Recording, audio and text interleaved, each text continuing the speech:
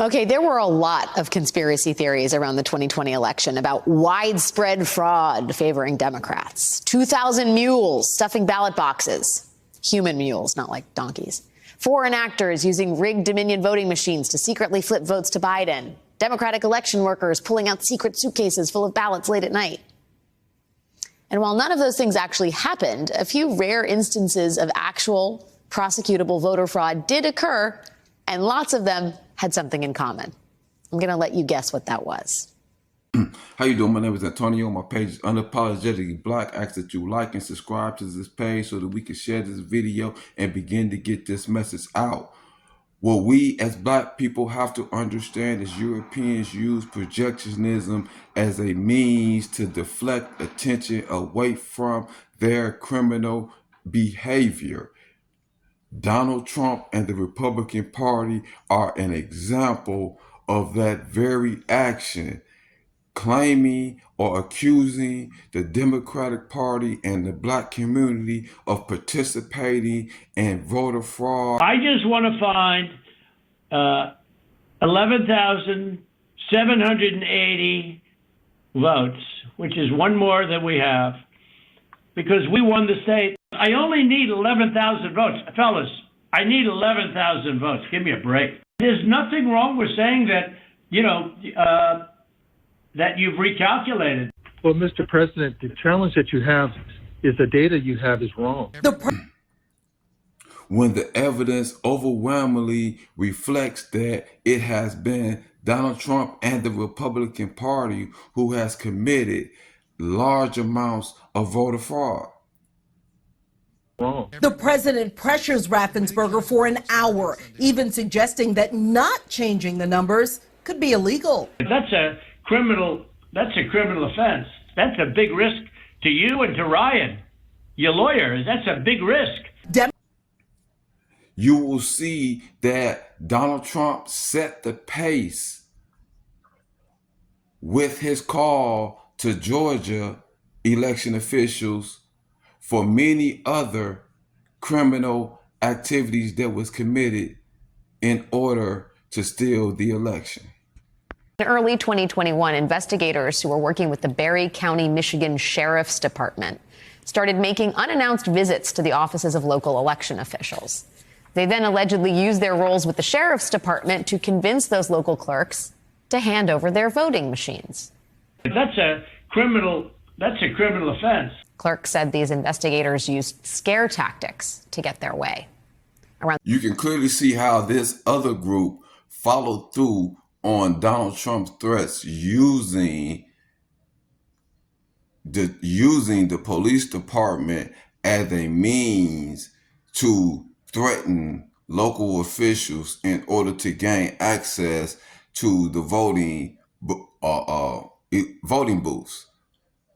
So you can clearly see that the pace and the direction that was set for stealing the election by Donald Trump and his actions. So how do we allow people who have done various things in order to undermine the integrity of the election to call themselves the party of election integrity? At the same time, county clerks also started to get calls from a Michigan state legislator named Dare Rendon. Ms. Rendon was saying that the House of Representatives at the state level was doing an investigation and that they needed the clerks' voting machines. But the state's House was not doing an investigation. A group of 9 Trump allies were. That's a criminal offense. You can see how around the country they continuously replicated Donald Trump's talking points in order to gain access to voting machines. You can see how they continuously use the threat of legal prosecution in order to obtain illegal access to voting machines. This process was established by Donald Trump calls to the Georgia voting officials. They allegedly went around Michigan successfully convincing clerks from 3 different counties to hand over a total of 5 voting machines. They then allegedly took these machines to hotel rooms and to Airbnbs, where they allegedly broke into the voting machines and ran what they believed to be forensic tests. They were looking for evidence that somehow these voting machines might have thrown the election to Biden. Now, what about this to you screams out voter integrity? What about these actions screams out people who are there to support or to secure your vote? All this shows you is people who are trying to force or change the election in a way that suits their liking.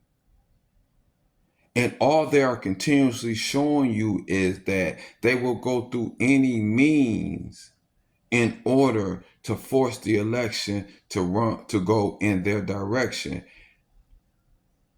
regardless of the democratic process. We have to wake up and stop allowing these people to use projection in order to deflect attention away from the people who are truly opposed to democracy. For instance, how this group of Trump supporters told the clerks they would only take their voting machines for a few days, but then those days turned into weeks, and the clerks started understandably freaking out, asking repeatedly, where are our voting machines? Or how, when that equipment was eventually returned, it was handed off at malls and at carpool drop-offs, which is just, a totally normal way of conducting business. Pulling up to the mall, dropping off a voting machine. Even just the cast of characters involved in this alleged plot is not to be believed. For instance, there was this guy, Jeffrey Lenberg, an alleged member of this plot, who you can see here, quote unquote, testing voting machines in Michigan. That's the test. You can also see him in surveillance footage on his way to inspect voting machines in Coffee County, Georgia.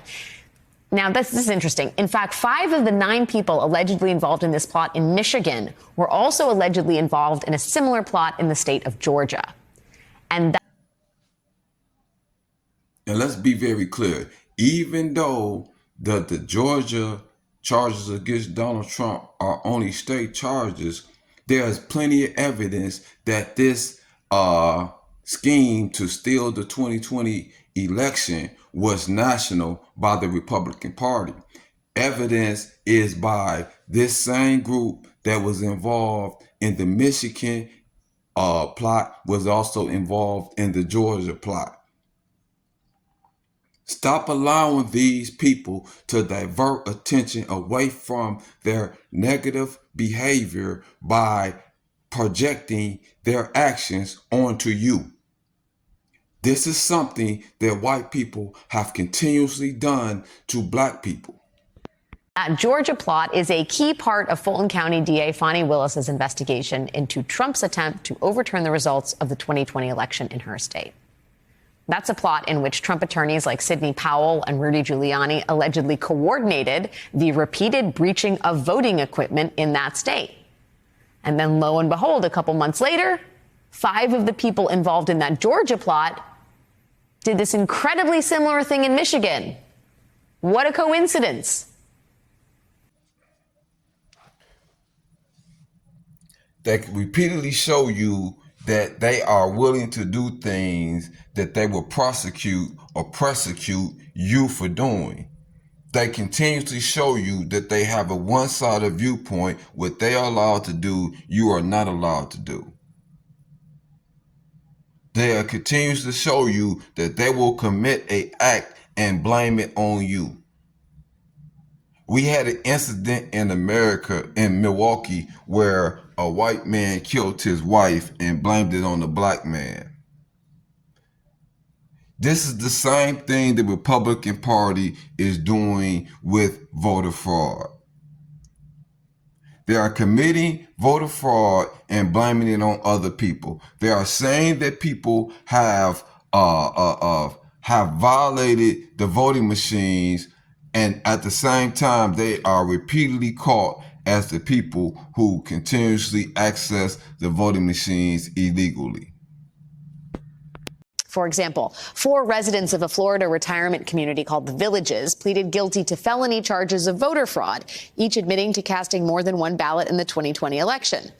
And 3 of the 4 felons from that very Trump-friendly community were registered Republicans. The 4th was not affiliated with any party. I need you to look at the contrast in how black people who voted accidentally thinking they had the right to vote versus white Trump Republican supporters who voted intentionally illegally. First, recently released body cam footage shows Tampa police arresting dozens of people in August for alleged voter fraud. Florida Governor Ron DeSantis has said these individuals could not legally vote due to their criminal record. But some of those who were arrested claim they were confused by a 2018 Florida statute, which restored the right to vote to some felons. The Tampa Bay Times reports of the 19 people arrested, 12 were registered as Democrats and at least 13 were black. Here's some of. Then there was the Pennsylvania man who cast an absentee ballot for Trump, using a ballot meant for his mother, who had died before she could vote. The never-before-seen footage of the arrests. 2 felony charges for voter fraud, but they've reduced it to $500 bonds. So it's $1,000 total. Oh my God, man, what the? Yes, sir. So unfortunately, right now, we're going to have to take you to jail. There was the Republican Party official from Ohio who cast a ballot on behalf of his dead father. I'm like, voter fraud? I voted, but I ain't commit no fraud. Well, so that's the thing. I don't know exactly what happened with it, but you do have a warrant. There was a Colorado man who pleaded guilty to voting for Trump, using a ballot in the name of his wife, who had disappeared earlier that year and is presumed dead. He said he thought Trump could use the vote.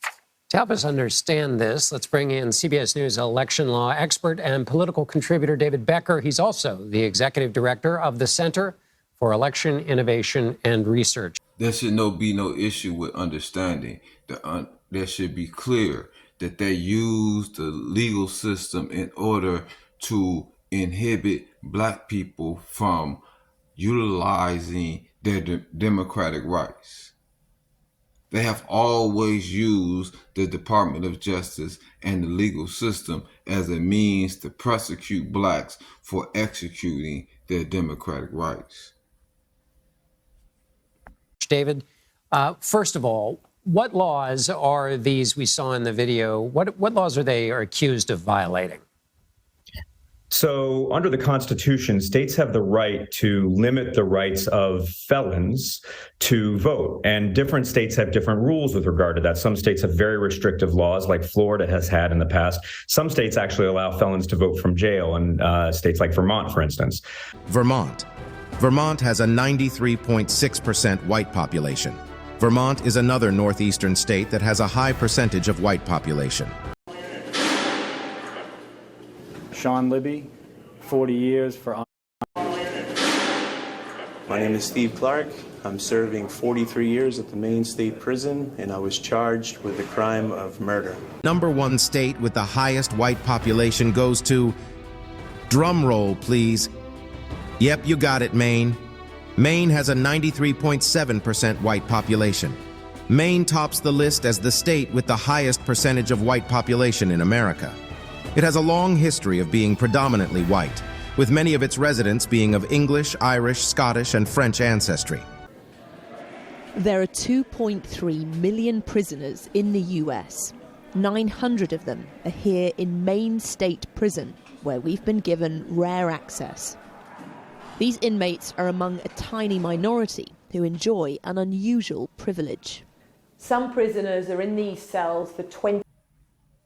If you think it's just coincidental, the fact that only the 2 whitest states in United States of America are the only 2 states that have the right for felons to vote while incarcerated, then you are ignorant.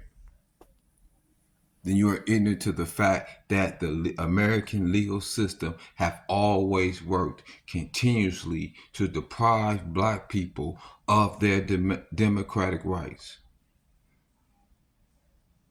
You are ignorant to that, and that the Republican Party and Donald Trump election integrity is just a continuation of this policies and procedures. So the ignorance of any black person to support them being denied access to American democracy is foolish. For us allowing people who have worked tirelessly to deny black people their access to the democratic process is foolish. To allow them to claim the party of election integrity when there's so much evidence that shows that they work tirelessly in order to limit American citizens' access to democracy. Americans really need their head examined, allowing this foolishness to continue.